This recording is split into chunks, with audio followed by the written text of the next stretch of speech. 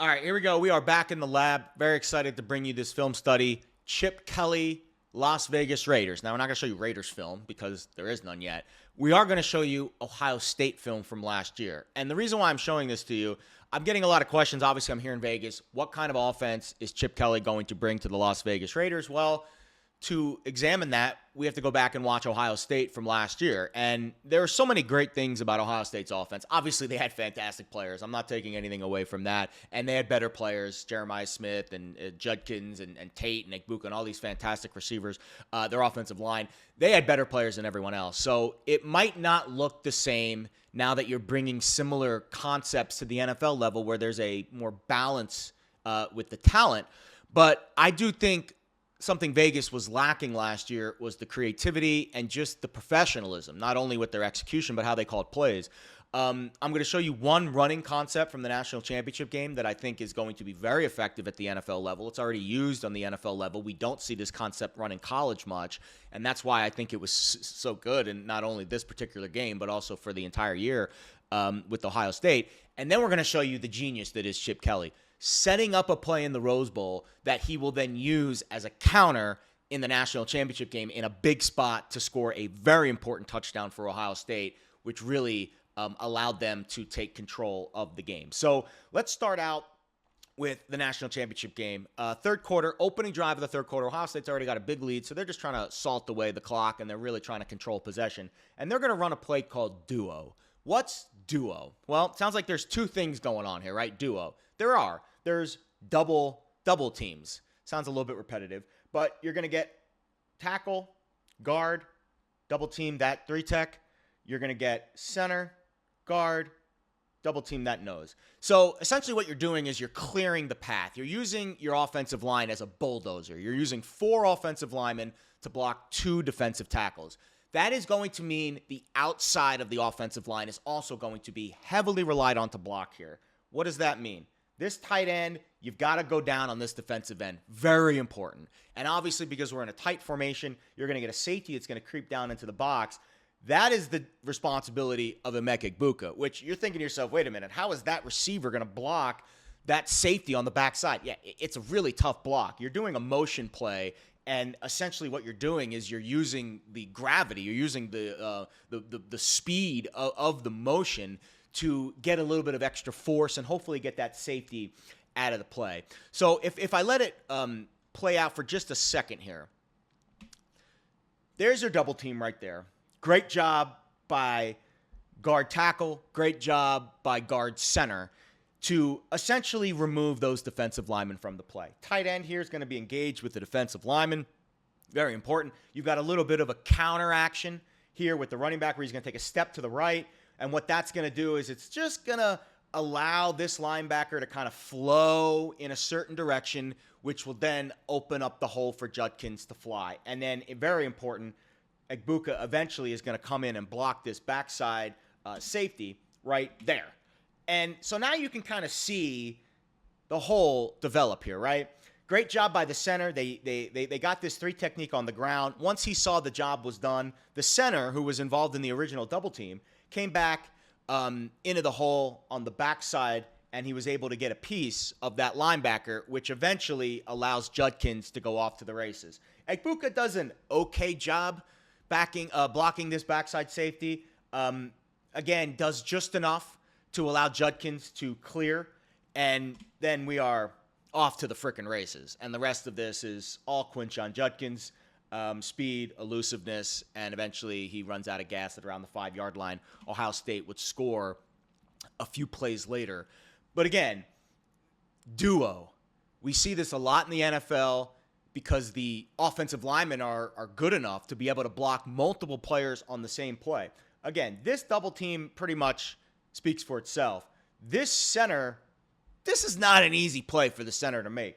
Again, just watch the movement this center has. So, boom, quick hit there. He notices once that defensive lineman's on the ground, the center's like, all right, there's more work to do.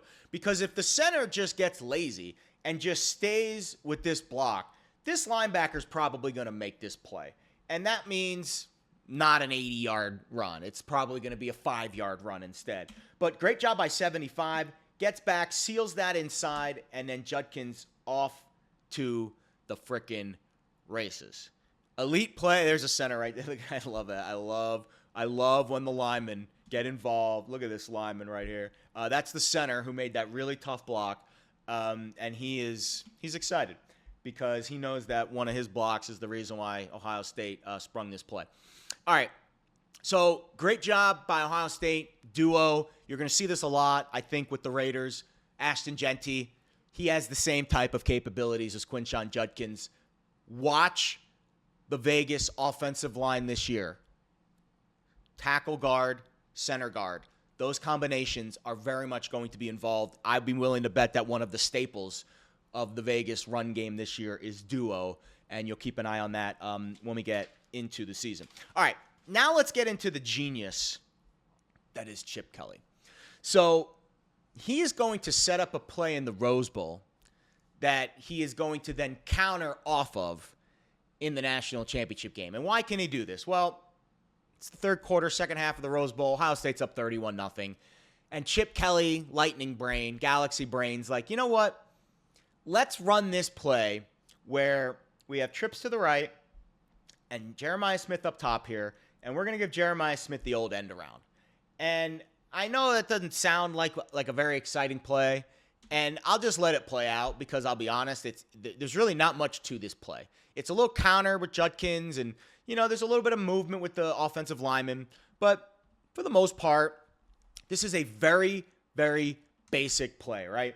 This guard is pulling in this hole, so what the defense thinks is Judkins is going to get it on a counter, but Howard pivots out, and they just give it to Jeremiah Smith on the reverse. And don't get me wrong, like there is some space here, but the problem is you get this corner, you got this linebacker that kind of read the play pretty easily because at the end of the day, it was just one offensive lineman countering, and all eyes are going to be on Jeremiah Smith because he's the best player on the field.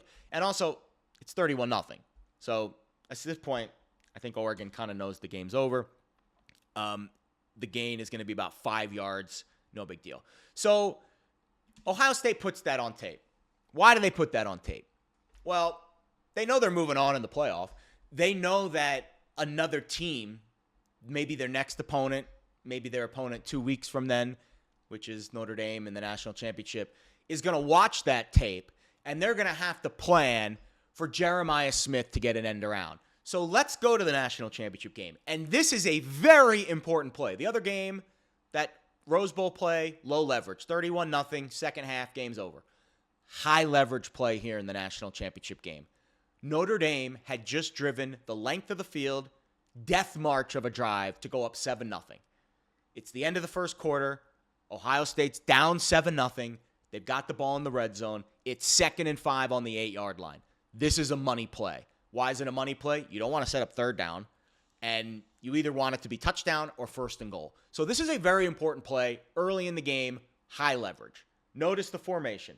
Trips right again, but this time Jeremiah Smith is on the bottom of the formation. He is not the solo at the top. That's Carnell Tate up there. So what Notre Dame's probably thinking, man, they ran this trips formation where Jeremiah Smith got a handoff. We need to keep an eye on Jeremiah Smith. Jeremiah Smith is the key to this play. So all eyes are on Jeremiah Smith. See a little motion there. Confirms, I believe it was zone coverage. Doesn't really matter. But when they put 88 in motion, nobody ran with him, which tells me zone coverage. And you can see, look at 29. 29 is pointing at Jeremiah Smith. Jeremiah Smith, there he is. Look at Jeremiah Smith. He's going to get the ball. He's going to get the ball. He's pointing to him. He's screaming at the defense. He probably saw this on film and said, Jeremiah Smith, end around. He's about to get the ball. Little does he know that it's actually going right back to him. Watch the genius of this play. So 29 bails. He thinks Jeremiah Smith is getting this end around right here. Look at that linebacker bailing. Look at the entire defense. Eyes right down the middle. And then if you watch it play out, Jeremiah Smith, he's not going to take the end around. What is he going to do? orbit return motion, wide open screen, nobody within 10 yards of him. Probably more like 15 yards. Just a brilliant, brilliant play designed by Chip Kelly. The brilliance of Chip Kelly on full display here with this concept. I mean, 29 just knows. I think that's Christian Gray. He just knows that he's getting the ball, and then look at his head. Look at him nod his head. He's not guarding anyone. He knew he got duped. He knew he got Kelly'd in this particular play. I mean, it's just an incredible scheme.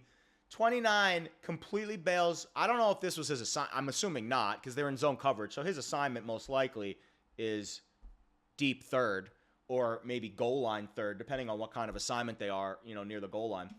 But he bails. He thinks Jeremiah Smith is getting this backside end around.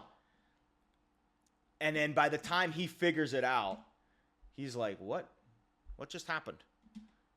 And yeah, that's kind of how the rest of the game would go for Notre Dame. To be fair, they did make a nice push and almost covered the spread.